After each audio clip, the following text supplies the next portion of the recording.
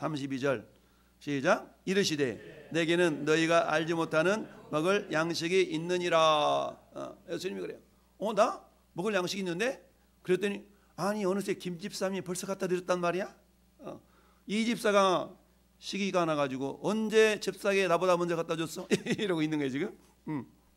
그랬더니 예수님이 뭐라고 말씀하세요? 34절 시작.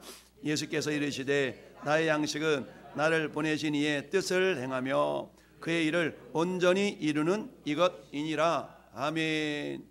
예수님의 양식은 삼각김밥도 아니고 커피라떼도 아니고 비빔밥도 아니고 짬뽕도 아니고 짜장면도 아니고 탕수육도 아니고 뭐라고요? 나의 양식은 나를 보내시니 아버지 하나님이 뜻을 행하며 그의 일을 온전히 이루는 이것이라. 할렐루야. 그러니까 예수님의 양식은 육의 양식도 필요하겠지만 우리 주님이 말씀하시는 것은 너희들은 나에게 육의 양식을 가져왔지만 실상 내가 힘 얻어 사는 것은 육의 양식이 아니라 영의 양식인데 그 영의 양식은 뭐냐면 하나님 아버지의 뜻을 이루어드리고 그분이 원하시는 일을 해드리는 것이 내 양식이야. 우리는 흔히 그런 얘기죠. 일을 하느라고 바빠가지고 밥도 못 먹었어, 이런 얘기 하죠. 어떤 사람들은 일을 하느라고 바빠가지고 밥도 못 먹은 사람들이 있어요. 왜? 일을 하는 맛에 굳이 한 끼 정도 굶어도 괜찮아. 이런 경험들 하셨죠? 저기 한 사람만 경험했구나. 여러분들의 이 설교는요 반응이 있어야 돼. 반응. 여러분들이 이렇게 한 끼 밥을 먹는 것도 중요한데 오늘 예수님이 그러셨잖아요. 야, 나한테 양식이 있거든. 그 양식이 뭔지 알아? 뭔데요? 삼각김밥 말고 또 뭐 있어요? 돈가스 있어요? 아니요. 우리 주님의 양식은 나를 보내신 이의 뜻을 행하며 그의 일을 온전히 이루는 이것이다. 그러면 주님의 일이 뭘까요? 주님의 일은 따라서 한 영혼을 구원하는 것. 그러니까 예수님이 지금 이 수가성 여인의 이 여인을 지금 찾아가가지고 이 여인을 구원시키기 위해서 그야말로 말을 걸잖아요. 나 물 좀 주라. 너 물결로 왔구나. 나도 좀 줄래? 라고 말을 걸어서 접촉점을 이렇게 주님이 지금 갖고 있잖아요. 접촉점. 나도 물 좀 주라. 가만히 보니까 예수님은 사마리아 사람이 아니거든.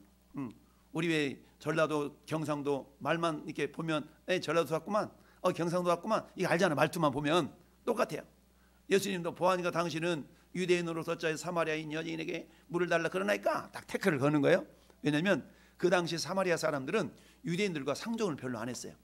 왜 안 했냐면 유대인들이 사마리아 사람들을 야 니네는 혼혈이잖아. 혼혈 섞어졌잖아. 사마리아는 말은 섞어졌다는 뜻이거든요. 그러니까 한마디로 말하면 우리는 순수해. 근데 너희는 섞어졌잖아. 마치 우리나라 5, 60년대에 신사 참배하는 것 때문에 우리 기독교계에서 어때요? 우리는 신사 참배 아는 종교, 아는 교단, 너희는 신사 참배 하는 교단, 이것 때문에 굉장히 막 다툰 적이 있었거든요. 그런 것처럼 한마디로 말하면 나는 제대로 된 믿음이야, 너는 뭐야, 막 이랬던 적이 있었다는 얘기죠. 그러다 보니까 사마리아 사람들은 영적인 어떤 그런 열등의식 속에서 그런 어떤 생각을 갖고 살았고, 유대인들은 그에 반면에 어떤 영적인 우월의식 속에서 살다 보니까 서로 이렇게 잘 합쳐지지가 않는 거예요. 그러다 보니까 이 유대인하고 사마리아 사람들은 서로 잘 친하지도 않고 그 동네를 거치지도 않고 막 돌아다니는 거야.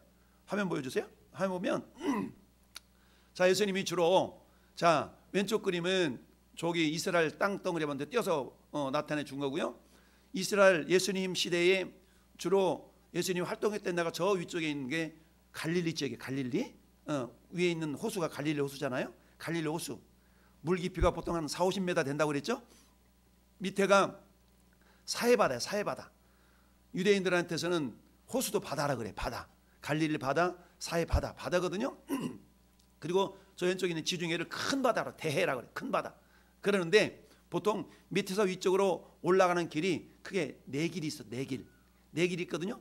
네 길이 있는데 맨 오른쪽에 빨간 길을 보통 왕의 도로라고 그래. 왕의 대로라고 그러거든요. 왕의 대로라고. 지금으로 하면 요르단 쪽이잖아요. 그쪽으로 길이 하나 나 있고요. 그 다음에 두 번째 연두색으로 초록색으로 되어 있는 저 길을 뭐라 그러냐면은 계곡길이요. 계곡. 계곡이 있으면 보통 길이 나 있잖아요. 계곡길이라고 그래요. 그 다음에 세 번째 왼쪽에서 오른쪽에 세 번째 길을 족장의 길이라고 그러는데 저 족장의 길은 굉장히 가파르고 산길이기 때문에 험해가지고 잘 안 다녀. 안 다녀. 그 다음에 저 마지막 네 번째 맨 왼쪽에 있는 길이 해변길이거든요. 해변길. 이렇게 해서 밑으로부터 위쪽으로 올라가는 길이 저 네 가지 길이 있는데, 주로 유대인들이 사용하는 길은 맨 오른쪽에 두 번째 길은 계곡길을 주로 사용합니다. 그래서 계곡길을 따라서 저 위에 갈릴리 바다에서 밑에 유대 땅까지 왔다리 갔다리 하면서 예수님이 사역을 하시는데, 요날 따라서 예수님이 족장길로 어디를 갔다고요? 사마리아 지역을 갑니다. 예수님이 예루살렘에서 사역을 마치시고 이제 저 북쪽 갈릴리 바다 쪽으로, 갈릴리 호수 쪽으로 올라가시거든요. 근데 유대에서 갈릴리 쪽으로 가려고 그러면 보통 저 계곡길을 따라 쭉 올라가면 돼요. 그 길이 평탄한 길이니까. 근데 주님이 굳이 어느 길로 갔다고요? 족장길이라는 험한 길을 찾아서, 험한 길을 선택해서 그 길로 올라가셨어요. 그곳에 뭐가 있어서? 한 여인이 있어서 그 여인을 구원하려고. 할렐루야. 한 여인을 구원하시기 위해서 예수님은 험한 길도 마다하지 아니하시고 그 길을 갔다는 얘기입니다. 할렐루야. 마찬가지 예수님은 저와 여러분들을 구원하시기 위해서 하늘보다 영광 다 버리시고 낮고 낮은 인간의 모습으로 오셨어요. 그리고 우리를 위하여 피 흘려 죽으시고 우리를 위해서 구원해 주셨어요. 자, 오늘은 이처럼 예수님께서 수가성 여인에게 이제 복음을 전하시고 이 여인을 구원하시기 위해서 예수님이 이제 일부러 족장길을 따라서 이 험난한 그런 길을 쫓아서 이 여인을 만나러 가신 겁니다. 근데 때가 되어서 우리 주님 뭔가 좀 먹을 걸 잡수게 해드려야 되는데 짜장면 배달시킬 수도 없고, 그래서 뭐 가가지고 뭔가 좀 먹을 걸 준비해가지고 온 상황이었던 거예요. 그래서 좀 잡수세요 그랬더니 예수님이 하시는 말씀이 나 먹을 양식이 있는데, 먹을 양식이 있는데 그 양식이 뭔데요? 그래도 먼저 갖다 줬나? 아니야, 내 양식은 말이야 아버지의 뜻을 행하며 그의 일을 온전히 이루어드리는 거야. 온전히 이루어드린다는 얘기는요, 따라합시다. 구원받을 때까지. 구원받을 때까지. 전 여러분들이 전도하다가 지쳐가지고 전도하다 말고 안 간대. 요번만 그냥 인사치레로 갔대. 그러면 우리는 다시 연락 안 하잖아. 그냥 그러려냐 말도 안 하잖아. 근데 주님은 어때요? 온전히. 오늘 말씀 보니까 아버지의 뜻을, 아버지의 일을 온전히 이루어드리는 이것이라. 할렐루야. 한 여인을 구원하시기 위해서 예수님은 굳이 험한 길을 찾아서, 험한 길을 따라서 이 여인을 만나러 오셨다라는 사실입니다. 우리 주님이 저와 여러분들을 구원하시기 위해서 그렇게 하셨다는 얘기예요. 그리고는 주님이 오늘 35절부터 38절의 사이에 끼어있는 이 말씀을 하시는 겁니다. 너희는 넉 달이 지나야 추수할 때가 이르렀다 하지 아니했느냐? 그러나 나는 너희에게 이르노니 너희 눈을 들어 밭을 보라. 희어져서 추수하게 되었도다. 말씀 보여주세요. 자, 봅시다.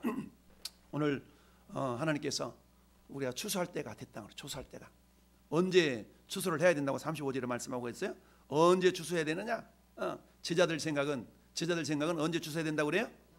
넉 달이 지나야 추수한다고. 넉 달이 지나야. 여러분, 자, 자주 말씀드리지만 성경은 겉으로 드러나 있는 그런 의미가 있고 깊숙한 의미가 담겨져 있어요. 겉에 드러나는 의미만으로도 우리에게 복이 될 수가 있어요. 근데 좀 더 깊숙이 담겨져 있는 그 의미를 좀 이렇게 파서 먹다 보면, 야, 송이꿀보다 달다, 말씀이 다네, 이런 걸 경험할 때가 있습니다. 할렐루야. 여러분들, 하나님의 말씀이 꿀보다 달다는 그런 경험들이 되기를 바래요. 말씀이 꿀보다 달다고 난 지루하더구만, 이런 거 말고 좀 더 경험이 되어지면 정말 말씀이 꿀보다 다네 라는 걸 경험할 때가 있어요. 할렐루야. 이런 은혜를 경험할 수 있기를 바래요. 그러려고 그러면 우리 물 깔짝깔짝 떠서는 안 돼. 깊숙이 두리방 내려가지고 불 길어서 생수가 펑펑펑펑 솟아날 때까지 물 길어가지고 그 물을 마셔야만이 이런 맛이었어 라고 우리가 고백할 수 있는 겁니다. 예수님은 야, 추수할 때가 됐다? 우리는 언제 추수해야 된다고 제자들이 말하고 있냐면, 아직 4달이나 지나야 되는데요, 4달이 있어야 추수하는데요. 피상적인 의미로 유대인들은 여러분 보리나 밀을 추수할 때 4월 중순경부터 추수가 시작돼요. 4월 중순경. 그러니까 아직 넉 달 전이야, 그죠? 넉 달이 지나야 추수할 때 됐다. 그러니까 시기적으로는 몇 월 달쯤 됐다는 얘기예요. 우리는 산수를 잘못해. 자, 넉 달이 지나야 추수할 때가 됐대. 그러면 지금 넉 달이 지났다는 얘기, 안 지났다는 얘기야? 안 지났어. 그러면 넉 달이 지나야 4월인데 넉 달이 안 지나면 얼마 정도 됐다고요? 12월 좀 줄 말이나 좀 됐다는 얘기예요. 할렐루야. 이제 좀 산수가 되네. 그렇게 해서 여러분 12월 이렇게 그 정도 돼야만이 추수할 때가 된 거 아니에요? 이렇게 지금 얘기하고 있는 거예요. 그러니까 12월 달 정도 이 길을 가니까 추웠겠죠. 근데 예수님은 뭐라고 말씀해요? 무슨 소리야? 무슨 소리야? 지금 너희 눈 들어 봐봐. 밭을 봐봐. 휘어져 가지고 추수하게 되지 않았냐? 라고 말씀하는 겁니다. 분명히 물리적으로는, 생물학적으로는 추수 때가 아니야. 추수 때가 아니야. 그럼에도 불구하고 예수님은 추수 때다라고 말씀하고 있어요. 보는 관점이 달랐다는 얘기입니다. 할렐루야. 네, 화면 다시 보여줘 보세요. 자, 그러면 여러분 봐보세요. 자, 넉 달이 지나야 여러분 이 모습은 아까도 말씀드렸던 것처럼 제자들의 생각에는 아직 계절적으로 말하면 수확의 시기가 아니야. 약 12월 달쯤 되니까 한 4개월 정도 있어야 수확할 때야. 근데 예수님은 수확할 때라는 거야. 그러면 생물학적으로 겉모습을 볼 때는 수확할 때가 아닌데 주님이 이상하다 왜 그러지? 라고 우리가 생각할 수 있지만, 그러면 저 모습을 좀 더 깊이 한번 생각해 보자는 얘기입니다. 여러분 저기서 넉 달이라는 그 넉, 사, 네 번째 사라는 그 단어가, 여러분 어떤 의미가 담겨져 있냐면, 이게 히브리어로 이렇게 대체되어서 언어를 살펴보면은 한번 따라해 볼까요? 라바라는 단어인데, 이 라바라는 단어, 나 좀 봐볼래? 나 봐봐 라바, 이런 단어인데, 라바라는 단어인데, 이 단어는 어떤 의미가 담겨져 있냐면, 자, 네모 반듯하다 할 때 써먹는 단어가 이 라바라는 단어인데요. 이 라바라는 단어는 그 한마디로 말하면 성적인 관계를 갖는 이런 의미가 담겨져 있어요. 라바라는 단어가. 그러면 넉 달이 지나야 추수할 때가 된다라고 제자들이 생각했겠죠? 그러면 넉 달이 되면은 그들 생각에는 추수한다는 얘기입니다. 이거는 좀 더 깊숙이 생각하면 이것은 어떤 성적인 관계를 이룬다라는 얘기는 한마디로 말하면 예수 그리스도와 제자들이 온전한 하나가 된다는 걸 말하거든요. 우리가 예수님과 결혼한 것을 말하는 거예요. 그러면 자, 우리를 주님은 추수할 일꾼들로 우리를 불러주셨어요.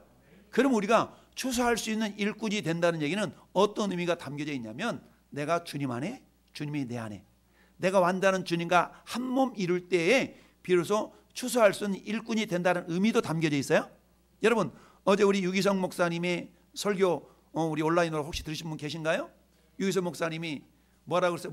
뭐라고 내 안에 거하라고 그랬죠. 거하는 자가 되라고 그랬잖아요. 주님 안에 거하는 자, 주님 안에 거하라는 얘기입니다. 주님 안에 거하면 어떤 현상이 나타나요? 내가 주님 안에, 주님이 내 안에, 그죠? 주님 안에 거하면 주님이 내 안에 있고 내가 주님 안에 있는 것. 한마디로 말하면 요한계시록 3장 20절 말씀처럼 우리 주님이 라오디게아 교회를 향하신 말씀 가운데, 볼지어다 내가 문 밖에 서서 두드리노니 누구든지 내 음성을 듣고 문을 열면 내가 그에게로 들어가 그로 더불어 먹어 그는 나로 더불어 먹으리라 라는 말씀이 있어요. 예수님이 녹화하고 있어요. 녹화해 똑똑똑.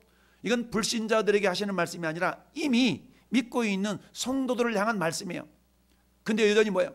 주님을 마음 중심에 모시고 살지 아니하고 주님을 옆으로 제껴놓고 사는 인생들이 많다는 얘기입니다.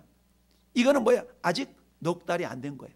넉 달이 안 됐기 때문에 주님이 원하시는 추수꾼의 역할을 감당할 수가 없는 겁니다. 넉 달이라는 말은, 이 넉이라는 말은 라바라는 단어인데, 이것은 성적인 한 몸을 이루는 그런 관계를 상징적으로 표현한다라고 볼 수가 있어요. 그렇다면 우리 주님이 너희가 추수꾼 일꾼이 되기 위해서는 넉 달이 돼야 되는데, 넉 달이 된다는 얘기는 내가 주님 안에, 주님이 내 안에 있어야 된다는 얘기입니다. 할렐루야. 내가 주님 안에 있고 주님이 내 안에 있는 그 상태가 우리는 넉 달 지난 상태. 여러분 오늘 본문에는 해석이 되어져 있지 않지만 제가 주보에 기록되는 두 개의 단어가 있습니다. 두 개의 단어가 있는데, 이미라는 단어와 아직은이라는 단어예요. 여러분 제자들은 뭐라고 말씀하고 있어요? 넉 달이 지나야만이 추수할 때가 되니까 아직은 아니라는 얘기. 아직은 아니라는 얘기입니다. 이 아직이라는 말은 에티라는 단어인데, 에티라는 단어는 너희는 넉 달이 요 사이에 있는 단어예요. 에티라는 단어인데 이걸 해석을 안 했어. 우리 한국 성경에. 그러니까 너희는 아직 넉 달이 지나야 추수할 때가 이르렀다고 그랬지 않았느냐? 그리고는 그랬는데 예수님의 생각은 뭐예요? 이미 휘어졌다. 밭이 휘어졌다는 얘기입니다. 추수할 때가 되었다는 얘기죠. 추수할 때가 되었다는 얘기입니다. 그러면서 에미, 에데, 이미, 에데라는 단어인데 이 에데라는 단어는 보라 이미 휘어져 추수하게 되었다. 그 사이에 이 단어가 들어가야 돼요. 근데 이걸 우리 한글로는 해석을 안 했어요. 원어에는 있는데 그렇다면 제자들 생각은 아직은이야. 근데 주님의 생각은 이미야. 그러면 제자들 생각이 맞아요? 주님의 생각이 맞아요?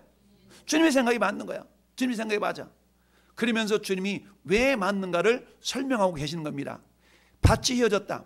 여러분 아까도 말씀드렸지만 밭이 휘어진 것은 자원용 밭인가? 메밀꽃 밭인가? 휘어졌다는 얘기는 여러분 어떤 추수가 휘어진 걸 추수할 때가 있습니까? 이거는 상징적인 의미로 우리를 해석할 수 있는 얘기입니다. 보통 희다라는 얘기는 뭡니까? 거룩을 의미하죠. 거룩해졌다는 얘기입니다. 주님의 보혈이 인쳐졌다는 얘기예요. 여러분 이사야 1장 18절에 예수님 하나님께서 이사야 선지자를 불러가시는 상황 가운데서 이스라엘 백성들을 향해서 이사야 선지자의 입술을 통해 하시는 말씀이 야 와라 나하고 좀 변론하자. 따라서 너희 죄가 주홍 같을지라도 흰눈같이 희게 되리라. 너희 죄가 주홍 같을지라도 흰눈처럼 희게 된다라고 주님이 말씀하셨어요. 즉 우리의 심령이 주님의 보혈로 깨끗함 받은 상태, 이게 휘어진 상태라는 얘기입니다. 주님은 지금 오셔서 이 수가성 여인의 죄를 이미 용서하셨고 이 여인을 구원하시기로 작정하신 겁니다. 뿐만 아니라 유대인들이 외면하고 있는 사마리아 지역도 여전히 구원받아야 될 백성들이 많다라는 얘기입니다. 이런 밭의 개념은 그런 의미가 담겨져 있습니다. 그렇다면 제자들은 밭에 추수할 곡식들이 많은데 제자들 눈에는 보인다 안 보인다? 안 보였다는 얘기죠. 제자들은 알아볼 수가 없었어. 주님의 눈에는 보였다는 얘기입니다. 주님의 눈에는 추수할 것이 많다는 얘기죠. 동일한 원리로 저는 여러분 눈에도 세상을 바라보는데 야, 저 사람 구원받아야 되는데 야, 저 사람 예수 믿어야 되는데 라는 시선을 가지고 여러분들이 세상을 바라보고 있느냐. 우리 유기성 목사님이 그런 얘기 하셨어요 어저께.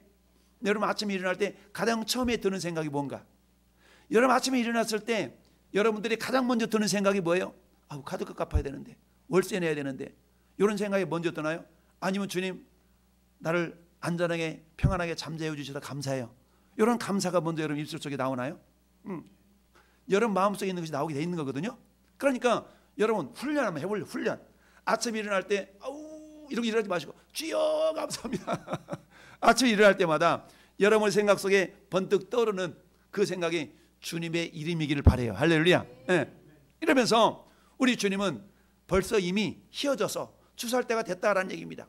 이것은 이미 예수님의 보혈로 거룩하게 된 그런 주님이 이미 용서하셔서 거룩하게 된 백성들이 주님이 용서하셨기 때문에 너희들은 가서 뭐 하기만 하면 돼?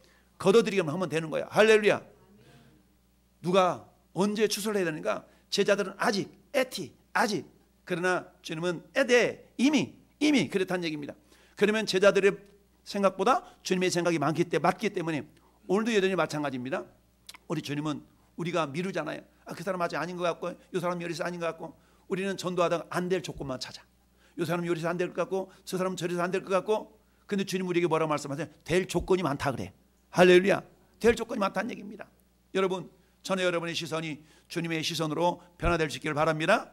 자 그렇다면 우리가 누가 추수해야 되는가? 누가 추수해야 되는가? 봐보세요. 두 번째 화면 보세요. 자 누가 추수하나 보니까 첫 번째 어떤 자가 추수해야 된다고 나왔어요? 삭슬 받은 자. 여러분 우리 주님이 그렇게 말씀하세요. 36절 같이 읽어볼까요? 거두는 자가 이미 삭도 받고 영생에 이르는 열매를 모으나니. 자 영생에 이르는 열매는 영원 구원이거든요. 그러면 거두는 자가 이미 삭도 받을 것이다가 아니고 이미 삭도 받았다는 얘기입니다. 삭슬 받았어요. 그러면 이 삭슬 받았다는 얘기는 저는 여러분들에게도 해당되는 말씀이거든요. 여러분 싹 받았어요? 안 받았어요? 대답을 3명밖에 못해 지금. 주님이 우리한테 싹스를 줬어요 이미. 여러분 추수철이 되잖아요. 일꾼이 없어. 일꾼이 없기 때문에 어떤 일이 발생하느냐면 일꾼이 없기 때문에 프리미엄 얹어가지고 나 10,000원 더 줄게. 나 20,000원 더 줄게. 그리고 미리 삭스를 주고 일꾼을 사는 경우가 많아요. 평상시에는 일꾼이 남아돌아. 수확철이 아니니까. 근데 추수 때가 되면 일꾼이 부족해. 요즘 시골도 마찬가지거든요. 농촌도 마찬가지. 일꾼이 부족해. 추수 때가 되면 잘 팔려가. 그때는 품삯이 높아져. 그러니까 어떤 일이 발생해? 이번 맨날 며칠 날 우리 김서방 우리 반에 좀 도와주시게나? 내가 미리 싹쓸 줄게. 계좌번호 좀 불러봐. 미리 보내버려. 그러면 다른 사람한테 가서 일을 해 못해? 못해. 그 사람한테 가서 일을 해야 되는 거야. 그런 것처럼 우리 주님은 우리를 향해서, 제자들을 향해서 말씀하시니 너희는 이미 싹 받았대. 너희는 싹 받았다는 거야. 여러분 싹 받았어요? 근데 여러분 옆에 있는 사람한테 안 보여줬죠? 짱 박아놓고 안 보여주는 거야? 그 싹 내놔봐. 여러분 싹을 받았다는 얘기는요, 뭘 의미하느냐? 싹이라는 것은요, 여러분 주보의 맨 위에 뭐라고, 고린도전서 3장 8절 있죠? 자, 고린도전서 3장 8절 한번 읽어볼까요? 심는 이와 물 주는 이는 한 가지나 각각 자기 일한 대로 자기의 상을 받으리라. 아멘. 네. 여기서 상이라는 단어나 싹이라는 단어는 원어가 같은 단어예요? 같은 원어예요? 그러면 여러분 싹을 받았다는 얘기는, 싹을 받았다는 상이라는 것은요, 상이라는 것은 은혜로 베푸는 것이 상이잖아요. 마찬가지 우리가 싹을 받았다는 얘기는, 싹을 받았는데 미리 받았어. 미리 받았어. 내가 일하지 않았는데 싹을 미리 받았어. 이걸 은혜라고 얘기합니다. 할렐루야. 은혜. 여러분 따라서 은혜는 가불된 빚. 은혜는 가불된 빚이라고 표현할 수가 있어요. 빚은 갚아야 돼요, 갚아야 돼요? 갚아야 돼요. 여러분 은혜라는 것은 가불된 빚이에요. 그렇다면 우리에게 주님께서 이미 싹이 우리에게 주어졌다, 싹을 받았다는 것은 어떤 의미냐면, 에베소서 2장 8절에 있는 것처럼 너희는 그 은혜를 인하여 믿음으로 말미암아 구원을 받았나니 이것이 너희에게 해당하는 것이 아니요 하나님의 선물이라. 행위에서 난 것이 아니니 이는 누구든지 아무든지 자랑하지 못하게 하려 함이라. 할렐루야. 우리가 삭슬 받았다는 얘기는 이미 우리는 구원의 은혜를 덧입었다는 얘기입니다. 여러분 하나님은 우리에게 야 너 10명 전도해와 그럼 구원시켜줄게 이러지 않으셨어요. 하나님은 먼저 우리에게 삭스로 우리에게 뭘 해주셨다고요? 구원해 주셨다는 얘기입니다. 그러니까 삭스를 받았다는 얘기는 나는 구원받았다는 얘기입니다. 이미 구원을 은혜로 받았습니다. 할렐루야. 이 가운데 그렇다면 싹 받지 않는 사람 손 들어보세요. 목사님 싹 받은 적이 없는데요. 우리는 다 받았어요. 전에는 모두가 다 싹스를 받은 자예요. 자 그러면 싹스를 받고 나서 주님 뭐라고, 너 싹 받았지? 너 이제 놀아? 이러지 않으셨어요. 싹을 받았다면 미리 때가 되면 이제 어떻게 돼요? 아무개 우리 이번은 보름날 말이야. 하루 와서 이거 좀 일 좀 해주게. 생강 좀 캐주게. 와서 좀 마늘 좀 뽑아주게. 미리 예약이 된 거죠. 예약이 됐어요. 그러면 그때가 되면은 삭스를 이미 받았기 때문에 어떻게 돼요? 품삭스를 받은 만큼 어떻게 해야 돼요? 일을 해줘야 되는 거죠. 근데 삭스를 받아놓고 일을 안 해? 그럼 뭐 어떻게 돼요? 이건 도둑놈이 되는 거지. 도둑놈. 삭스를 받아놓고 일을 안 해? 그럼 안 된다는 얘기죠. 그래서 주님은 우리에게 삭스를 주고 그 다음에 어떻게 돼요? 보내셨어요. 주님 말씀하시는 겁니다. 야 38절 한번 읽어볼까요? 내가 너희로 노력하지 아니한 것을 거두러 보냈나니. 아멘.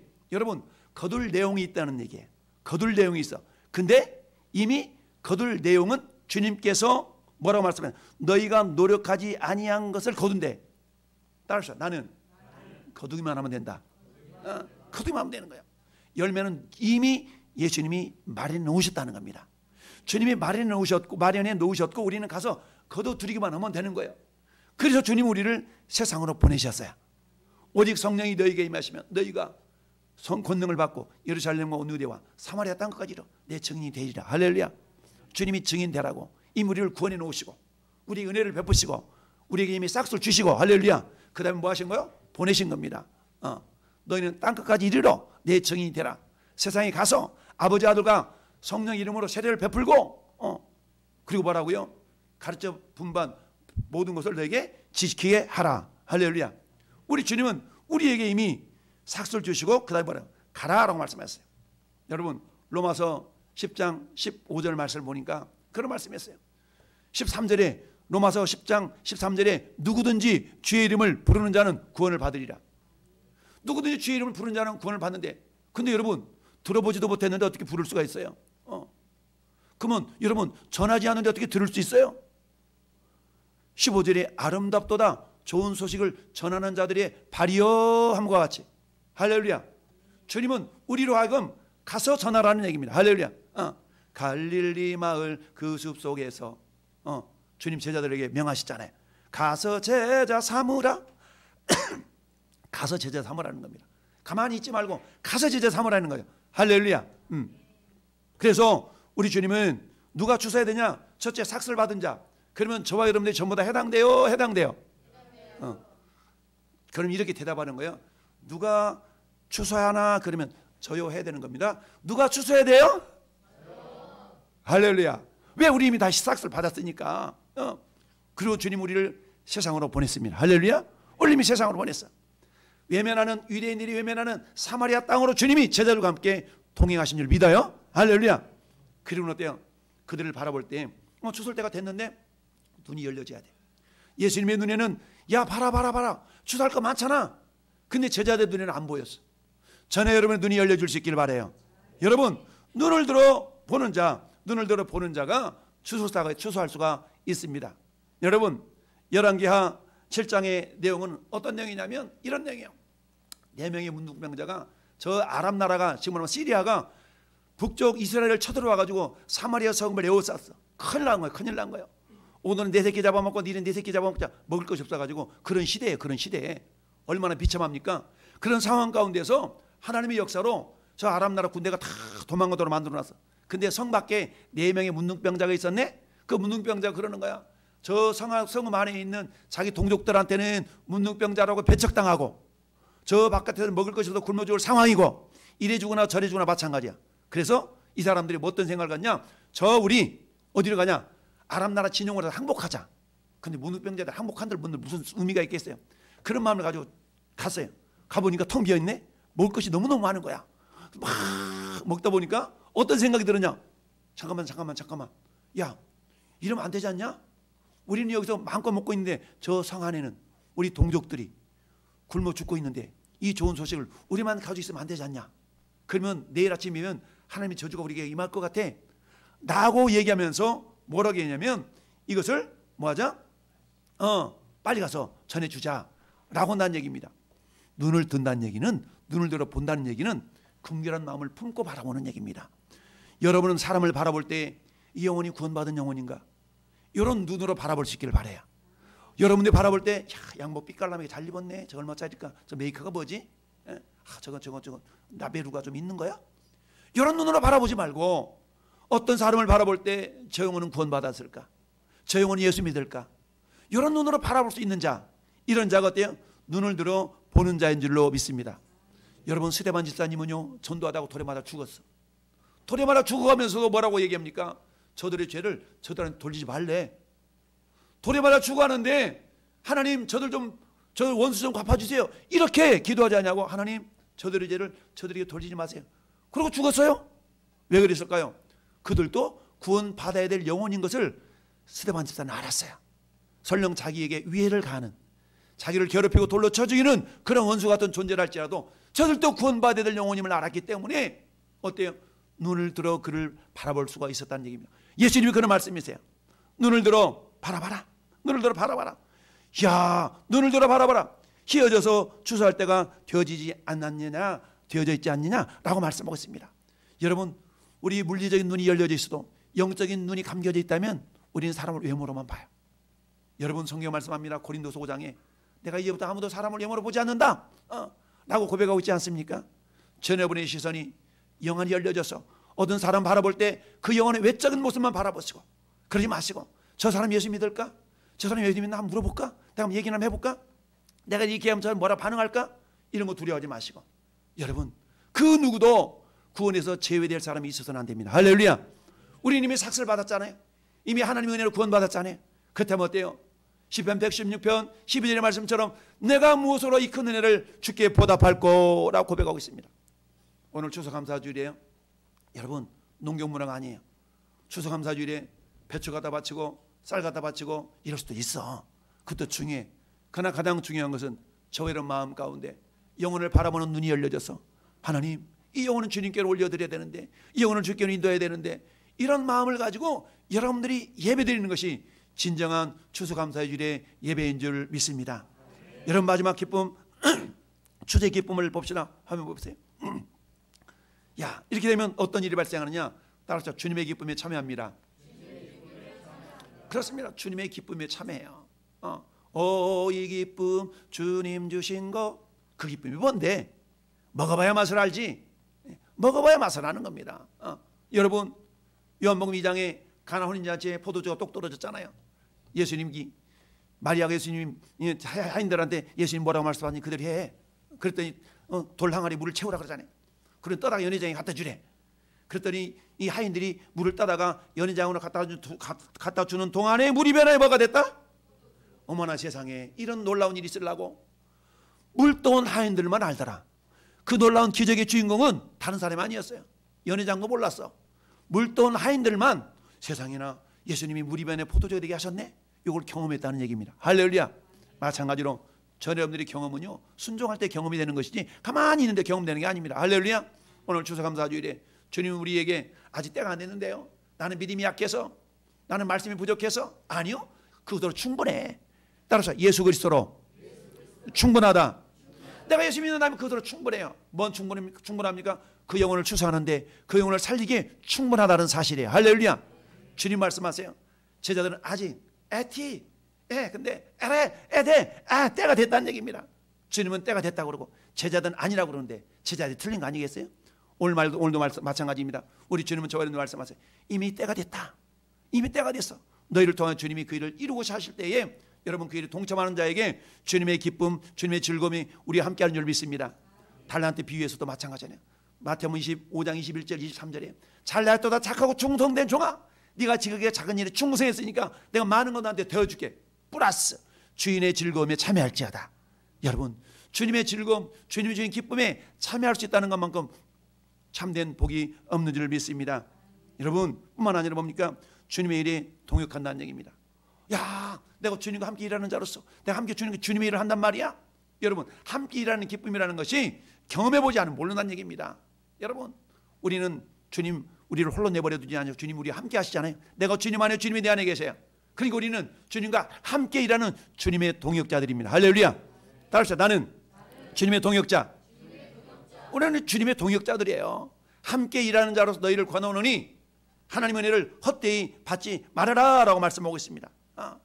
그럼 어때요? 이처럼 주님의 동역자로서 주님과 함께 추수의 동참하는 그 성도들에게 하나님은 영원한 즐거움과 영원한 영광을 안겨주십니다.